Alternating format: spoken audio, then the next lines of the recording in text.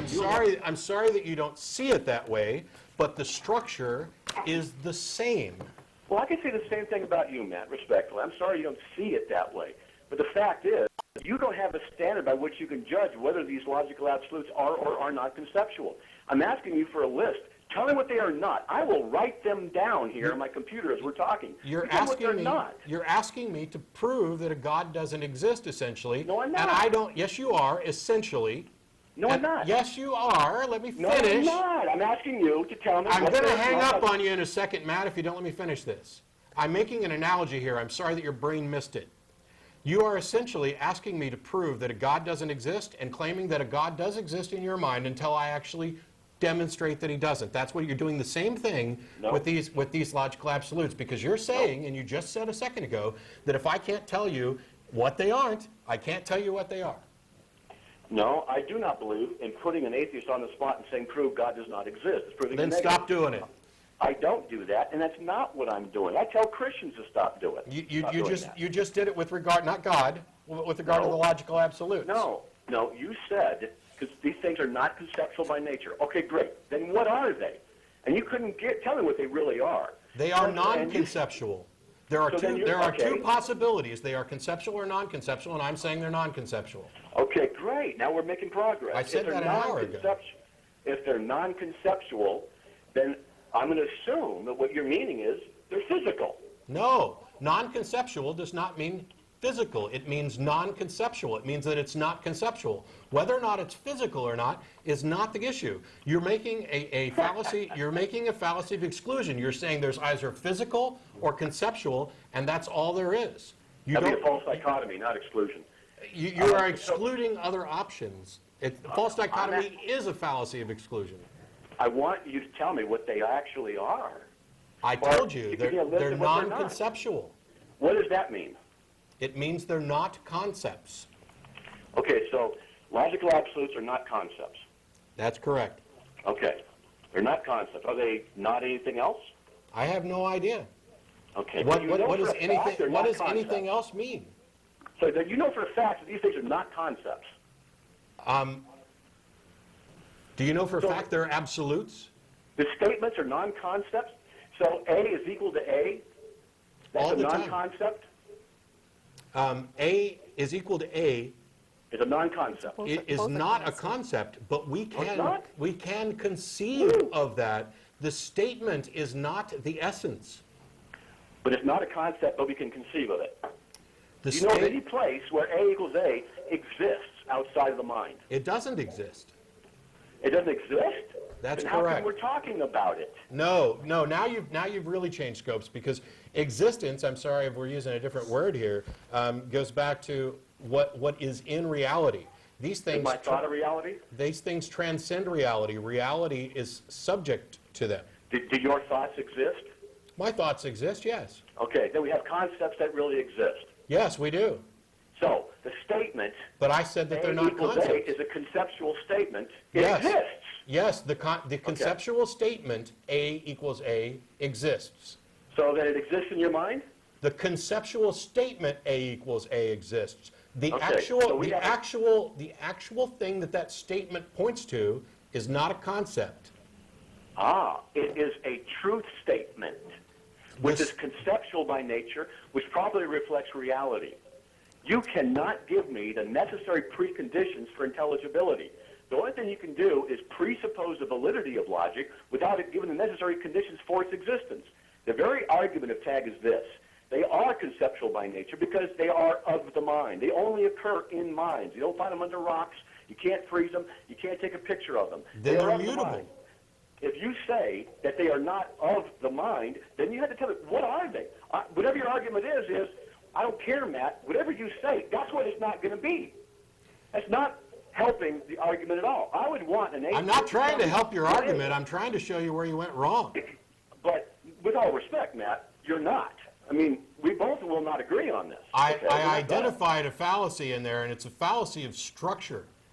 I've corrected many of the times you've cited a fallacy as being wrong, saying, no, that's not it, it's actually this one. No, you have said it's not a fallacy, but you haven't actually corrected it. You've just said that it's not a fallacy. When we're what we're talking about here is, and you keep changing scope. Woo. There is in my mind a concept statement, A equals A. That concept statement is a concept in my mind. It points to something, just as a concept of an apple points to something. In the apple case, it points to something physical. In the concept A equals A, it points to something abstract. Yeah. Did you invent the concept? No. It's not dependent upon you. It's not. The concept itself, that concept statement, it is not dependent upon me, but it is Right. the concept statement itself is contingent upon my existence and my ability to conceive it. Because if I'm not here, then my concept disappears. So different minds can think these things up and bring them in or out of existence according to their creative ability? No, they don't bring them in and out of existence. They bring the concepts in and out of existence. Whatever concepts you have in your mind, you have brought them into existence in your mind. Not in reality, not as a physical thing, in your mind. Let me run with that. Let me run with that a little bit. You're an atheist who denies the existence of God, period, right? Wow, where'd you get that from? I'm going somewhere, but am I right? Let me ask you this. I'll say you are, because at least for every practical definition of God that I've ever heard that's not, God is love or happiness or something where God is being a label stuck onto something else, or God is the logical absolutes. Yes, I don't believe in any of those other gods. I don't believe in those supernatural, transcendent thinking minds. Okay, so you are a materialistic naturalist then? Essentially. Okay. That would mean then that, to burning this down really quickly, your mind, your brain, is the product of physical properties in the universe and biochemical reactions. Yeah. Okay? And they're limited to and governed by the physical properties of physical properties. Sure. Okay? Yeah. That means that there is no such thing as logic. No. Logic is, let me finish, logic is the process of proper inference. If biochemical reactions are all that you are thinking, then all that you can say is that what you perceive to be logically true and absolute and necessary is nothing more than the result of chemical reactions in your brain. Agreed. Here's the problem. That would not be logic. Here's the problem. Your system is self-refuting. Here's the problem. You just said what you perceive, that perception is what exists. That concept... In the mind. Yes. And only in the mind. You're talking about empiricism and epistemology here. Yes, that concept exists in my mind. In naturalism, logic doesn't have a place of its own transcendent existence in any way. There's nothing more than the properties of chemical reactions. That's correct, because it's an abstract. Then there is no such thing as essence logic in of your what worldview. it is. The essence of what it is. Here's what confuses me the most. How can guys like you not get this and refute it constantly, and then turn around and make these exact same points about a God, where you're taking the same characteristics and then extending it to also be a thinking, caring, loving mind?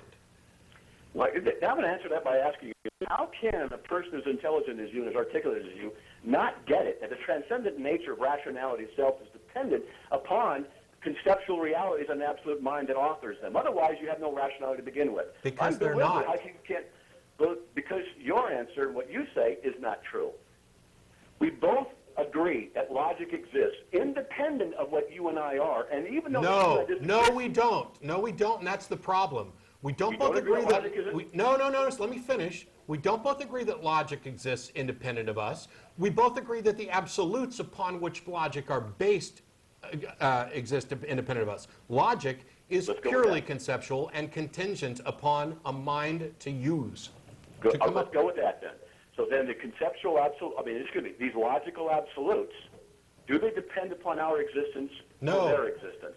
They don't depend on anything. They're not existing? In what sense? In the sense that they're a part of reality? No, reality depends upon them. They are true. But you said they're non-physical, so what other options are there? I don't know. You Abstract. don't know? Abstract. So wait. You're telling me about what they are and aren't, and arguing against them, but you don't even know what they are. Well, this is actually one of the things that I find most laughable about apologists, and I won't even ask for you to not take this personally. Once again, you get to this point where I don't know is such a bafflingly unacceptable answer to you.